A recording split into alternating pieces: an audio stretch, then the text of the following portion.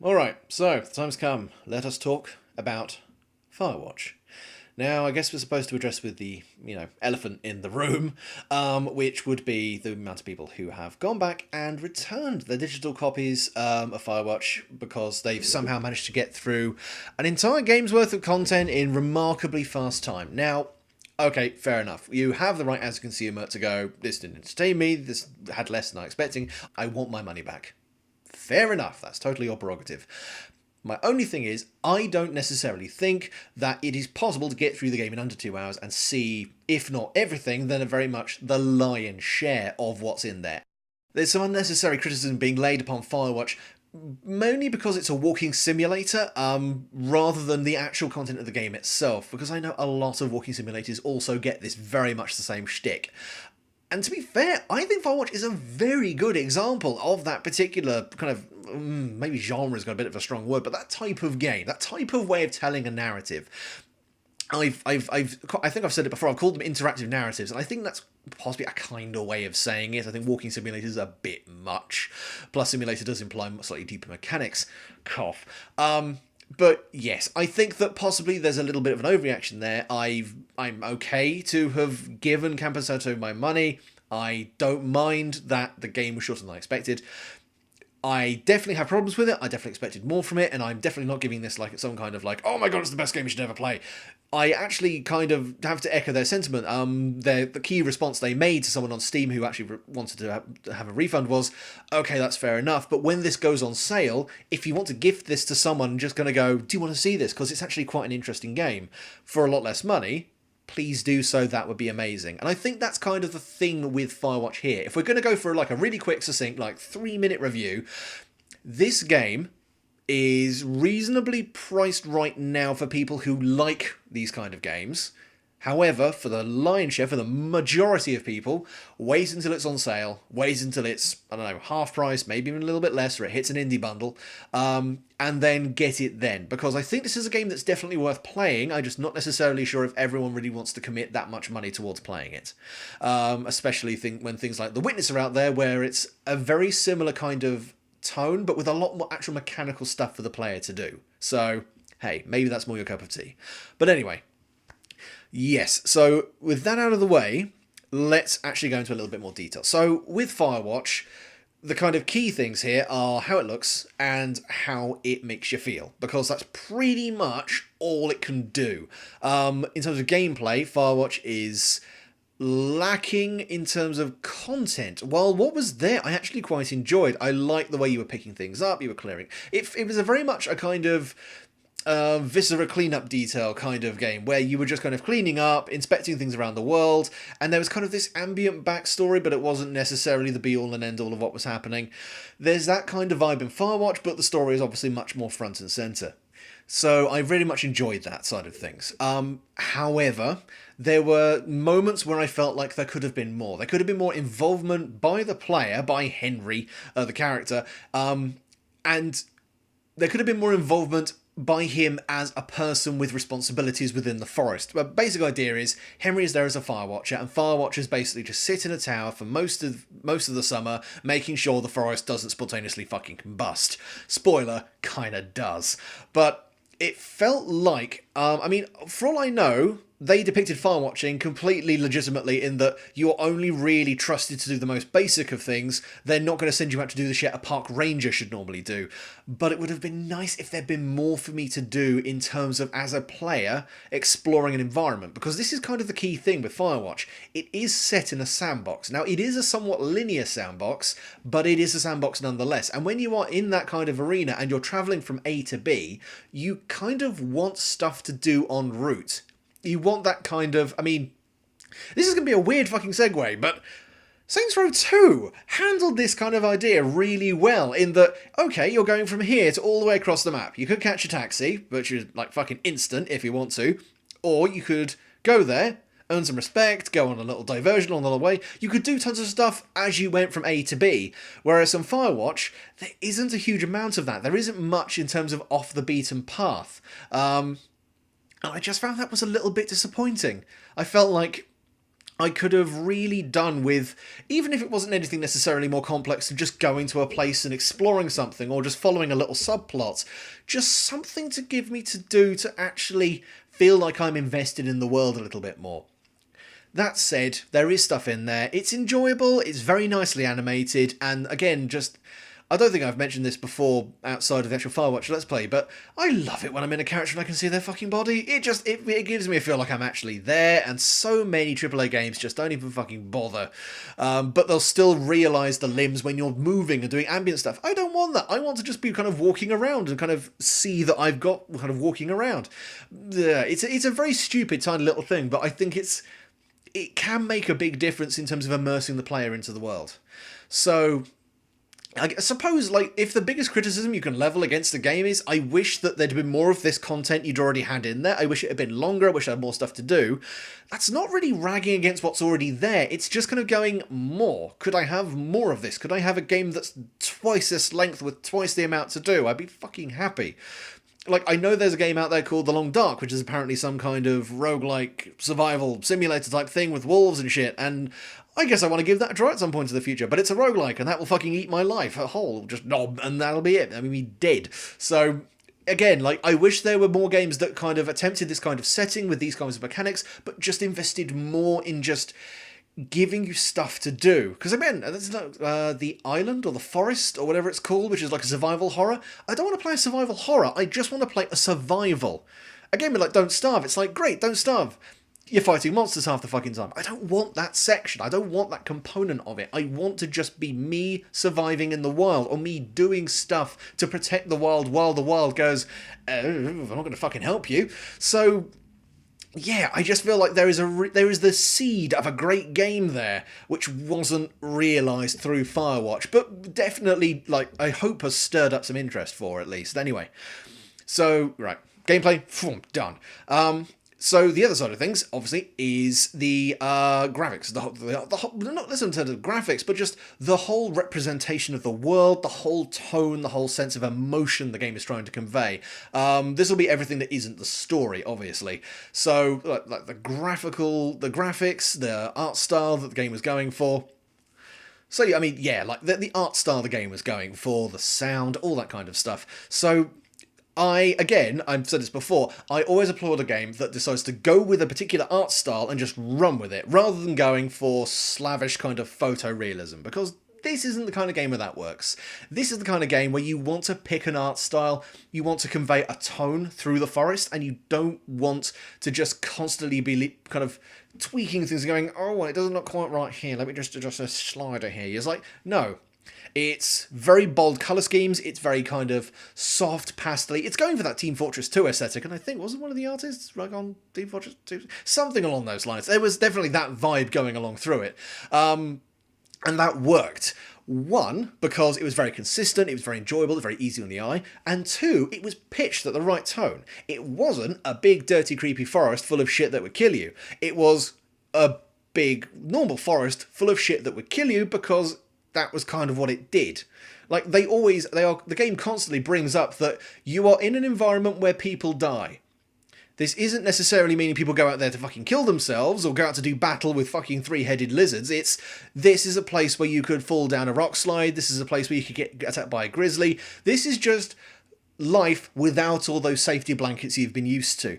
And it's really good that they just stuck with that particular level of tone, because it's just so effective at making me feel exposed and, as the story progressed, a lot more paranoid without ramping up the kind of artificial, oh, you should feel scared because this is a spooky place.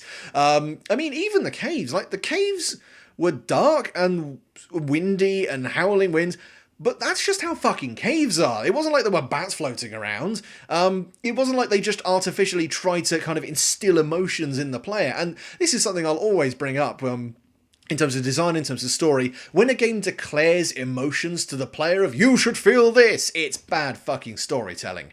What a good game does, what a good story does, is it just provides the player with a lot of stimulus and goes, okay, and now how do you feel about this? That's how a game should structure that kind of situation. So I have to kind of give Firewatch some serious kudos for actually managing to achieve that in an organic way rather than the very cheap and normally quite annoying way. So, hey, you weren't Fallout 4, good for you.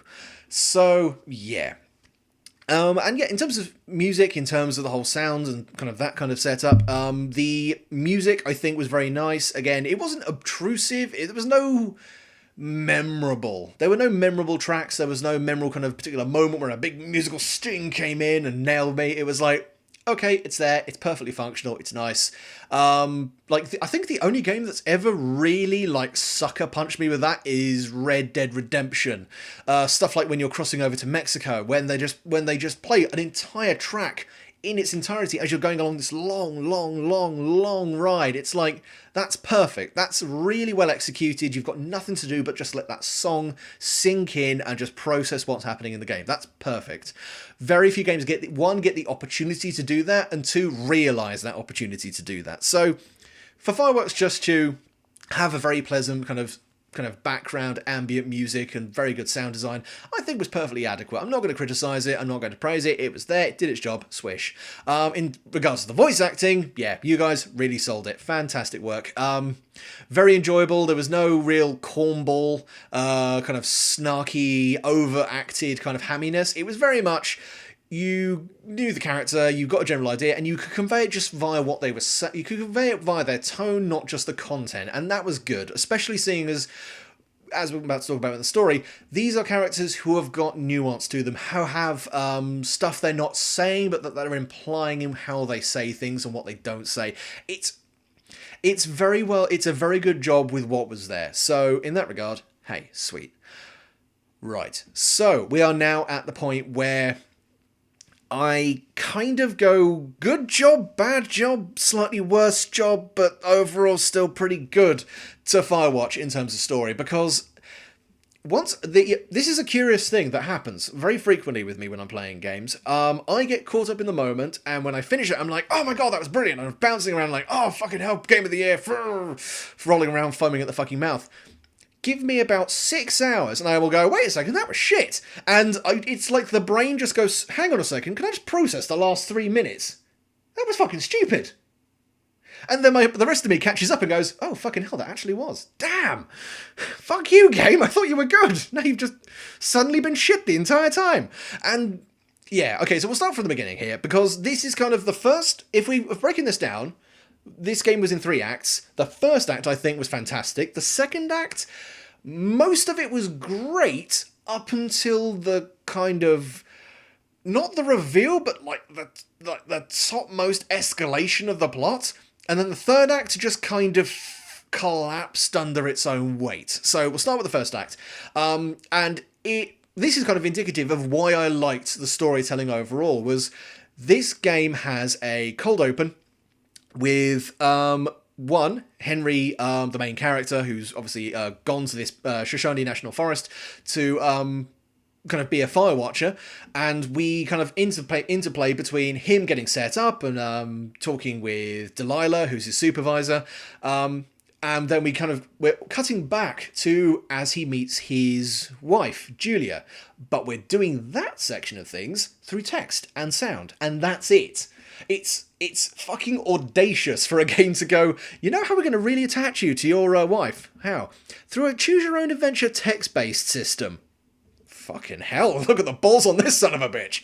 But what was really good was it worked. I don't know about anyone else when they were playing this, but I actually felt like, again, this wasn't declaring emotions to me. This was just providing me with a situation and then giving me ways to react to it. So if I wanted to go, I don't know, I want to be kind of big and stupid and rambunctious, I could do this. But if I want to be more sensitive and understanding, I could do this. And that was very much the choices for that first little section. And as that section progressed and things got worse, and Julia started getting early onset Alzheimer's, dementia, the whole mental degradation thing for me is kind of a horrible fucking thing. So that kind of affected me just a little bit more than it probably affected other people. But it was nice how it managed to handle that in terms of you're either processing this or you're not processing this. This is not necessarily you do the good thing or the right thing or the wrong thing. This is how would you react in this situation? Would you still try to hold on to the life you've currently got because that's what you love? Or would you kind of admit that things aren't going to be any better than this and start trying to actually start trying to deal with this problem, this big, horrible, looming issue? And that was really good because it could have so easily been a very forced pathos. Look this woman in the eye and say you love her as her brain slowly congeals into fucking pudding, and that would have been both really vile and exploitative and also incredibly ineffective. It would have really soured the tone of the game right off the bat. So for dealing with subject matter like that, and not only managing to do it in a way that didn't fuck me off but actually engaged me through nothing but text and sound input, 10 out of fucking 10, guys. 10 out of fucking 10. That was wonderful. And as we kind of open, as we actually start exploring the Shoshone National Forest, as we start walking around, chatting with Delilah on the walkie-talkie, it's all very organic feeling, and there's this sense of discovery that you're going through as you're actually walking around, as you're actually coming to grips with where you are, what you're having to do, the kind of responsibilities you have. But at the same time, you also have got all this stuff set up in advance. It's like, okay, you're Henry. These are the things you're currently dealing with emotionally, and now you've got these things you've got to deal with physically.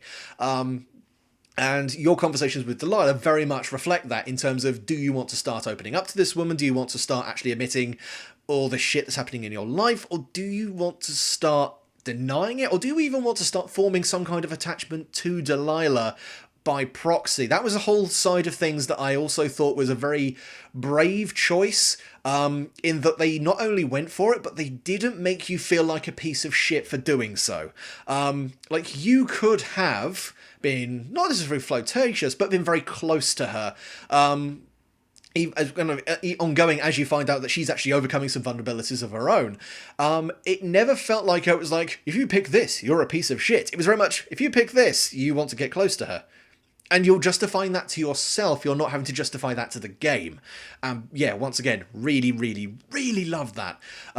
And as we kind of get to the kind of end, I generally found that the end of the first act, the first major wrinkle of the first act, was when you've found the teenage girls' camp the first time, after they've moved and they've gone away from the lake and they've stopped being complete and total bitches, and sabotaged your fucking watchtower. When you find their camp and then you realise there's some kind of third party in motion here, that someone else attacked the camp. And that just kind of gives you that extra side of, not only are you alone out here, you are not alone as you thought. There is something else out here that's exerting its own force. And it's not fantastical. It's not played to be creepy. It's just that kind of, have fun with that. Because after that point, I was fucking paranoid. And again, this is allowing the player to effectively create their own context for a lot of situations and to create their own emotional impact. So yeah, it was very nice that the game left me at that point and left me going, okay, I've got to deal with that shit now. I really hope anything else goes right. Oh shit, things are on fire. So yeah, the game is very good at doing that. And that whole first thing I thought was brilliant. Really loved it. Self-contained, set up one key hook, and then went, right, we're now going to explore this and see what happens. Act 2 is where, well, naturally, you're obviously going to start escalating events. You're going to start pushing things forward. And this is where Firewatch, I think, got a bit ambitious, in that it started going for the multiple potential plot hooks, find the right one approach, in that there was a lot of stuff dangled overhead. We got stuff, you ended up with a bit of an information overload. There was information about the missing hikers, there was information about Brian and Ned, the kind of two guys who used to be, well, the guy who used to be a Firewatcher and his kid, and they'd kind of fucked off and been allowed to stay there by Delilah, and all sorts of other stuff. And as time went on and as events progressed and things started escalating, there was this wonderful moment where we started questioning whether or not Henry's mental state was as balanced as we initially thought it was. Now, I wasn't necessarily rooting for the, oh my god, it's all in his head, it's all a fucking dream, but I would have very much liked if it was not necessarily like betting on, but kind of hoping that the player would start to feel a bit uneasy prior to this, and then Henry starts reflecting that paranoia.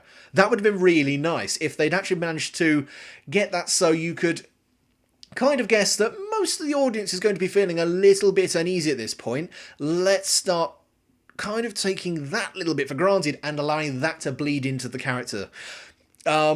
Unfortunately, it didn't, and we ended up actually kind of flirting with a few too many threads for its own good. The game started going in for, oh, well, maybe just all sorts of stuff. Like, there was stuff teased, like bears, there was the bear trap, there was various things throughout the game where I felt like I was second-guessing it and predicting stuff, like maybe there's a psycho afterwards, maybe it's fucking Julia's family have come here to try and fucking drag me back and fuck with me for abandoning her. Like, it could have been any of these fucking things.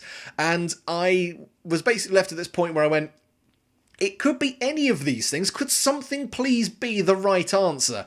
And then we started getting into the weird government experiment thing, and at that point I was when Henry gets stung by the bee, I thought, oh shit, fucking mutant bees, I'm going to turn into a hive or something, it's going to go Bioshock in this motherfucker. I was like, and then I caught myself and went, that's fucking stupid. I just fucking checked myself for a tinfoil hat at that point because I was going full conspiracy theorist.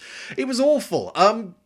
And I just realised that the game was trying too hard to make me second-guess myself, to try and make me work out what was going on. Which was a shame because, as we found out, kind of the beginning of the third act, the game had not worked out what the fucking ending was supposed to be. Well, alright, that's kind of unfair. The third act, and kind of after all this escalation, all this kind of weird stuff, there's one particular brilliant moment where Brian dreams, not Brian, fucking Henry, Jesus. There's this one brilliant moment where Henry dreams that he's talking to Julia over the radio, and kind of Julia is supplanting the role Delilah has in the game. And I thought, that was brilliant. I'd have loved that. What I would have loved was in that bleed over into real life. If we were going to go with Henry's mental state is degrading, have Julia crop up more and more in the radio conversations. Have that as like is that even the main cause for what's going on? Or is that just a symptom? That would have been really good. But it didn't happen. The problem was that in the third act, when we finally get to the what's going on, it's a very simple reason conveyed in an incredibly overcomplicated way. Because in terms of themes, ending spoilers obviously, the main reason why everything's been happening is that the kid, Brian, which Delilah had allowed to kind of hang around with his father, Ned, had died, had had a rock climbing accident and died. And rather than alert the authorities, his dad had just, fucking retreated into the wilderness like some kind of crazy hobo. And that follows the theme of the game in coping with loss, not being able to deal with it, or being able to process it and move on. And what moving on means, basically. Whether it means actually committing to what you've done and actually still trying to help, or whether it means kind of walking away from that and trying something new, or just completely retreating from everything else. It was a really nice idea to have that as kind of the counterpoint to what Henry was going through at the time. The problem was, Ned does this by faking this elaborate fucking government conspiracy that didn't need to be done and actually inadvertently ended up making Henry stumble across the fucking body in the first place. Which made the whole thing fucking irrelevant. It was a ludicrously overcomplicated plot to accomplish an incredibly simple objective. And I was really disheartened that the game felt like it needed to be that elaborate. I think the problem was, it felt like it needed to go out with a bang rather than just a burn, if that makes sense. That sometimes stories don't need to finish with shit exploding and, oh my god, what the fuck, oh, the revelations, oh god, my pants. It doesn't need to do that. Very often, the best stories just end with kind of like a reverberation, kind of like the shutting of a door, the closing of a window, the closing of someone's eyes, that kind of lingering moment rather than the very definitive full stop. And I get the feeling that Firewatch tried to do that, but ended too late. Like, the moment to have that lingering end scene was missed and could have been executed a little bit earlier on, rather than you get to the helicopter, final bit, done. Which was a shame. I felt like the game could have ended either A, in Henry's Watchtower, when you're kind of having the final do you stay or do you go kind of conversation, or it could have been when you're in Delilah's Watchtower going, well, what do you want to do after all this is gone? It could have ended there, rather than kind of going on this little bit extra, this additional bit of unnecessary closure. So, bleh. It was a shame. I would have liked it if the game had been able to know when to basically pull back and go, no, we don't need to make this overcomplicated. We don't need to make this too drawn out. We can just kind of go and fluff, and it's done. And this is a problem with me. I always end up kind of dictating to a game, this is how you should have ended the story. And it's incredibly kind of stupid and fucking childish of me. But I do like games that can realise their potential, and Firewatch had potential, really, really had the potential to have a great close to what was a very good story. It just tried to be too elaborate for its own good. Sometimes the best stories are the simplest, and often they're the ones that last the longest. So, yeah. Yeah, I've been voicing on for a good fucking 25 minutes now, so I should really wrap this up. I don't actively dislike Firewatch.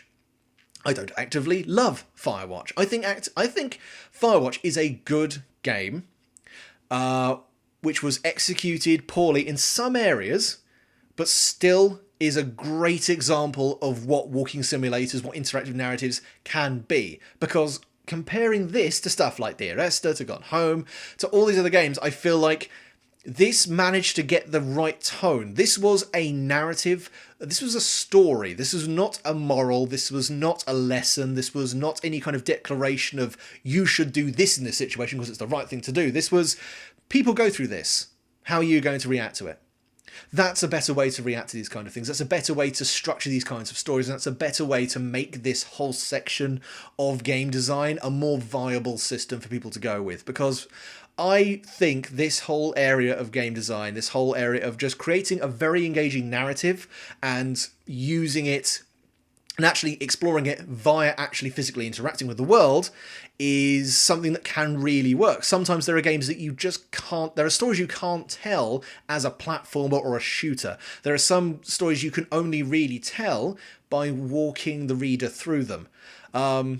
Stuff like the Stanley Parable, or even like stuff like Thomas and Alone. It had basic platforming mechanics, but it was mostly about the story and conveying the story through the gameplay. Like, there are games out there that can really do this, and Firewatch was so close. Really so close. And I hope Campo Santo learn from this, take the feedback on board, and go forward with this and actually really succeed on the next project they come up with, because I will totally be interested in whatever they come up with next. But yeah, for people at the moment, for people who are uncertain of whether or not this is worth buying, wait until it comes out later, because I think this is a game that's definitely worth playing. It's definitely an experience worth having. For the current price, probably not, but if you could pick it up cheap, part of a humble indie bundle, something like that, because I think these devs do deserve some support. I just don't necessarily know if, as a consumer, it's worth that much money. But anyway, thank you very much for listening to me ramble like a complete and total inarticulate cunt for, Jesus Christ, almost half an hour. And we shall be back at some other points in the future. So thank you very much for listening to me, and goodbye.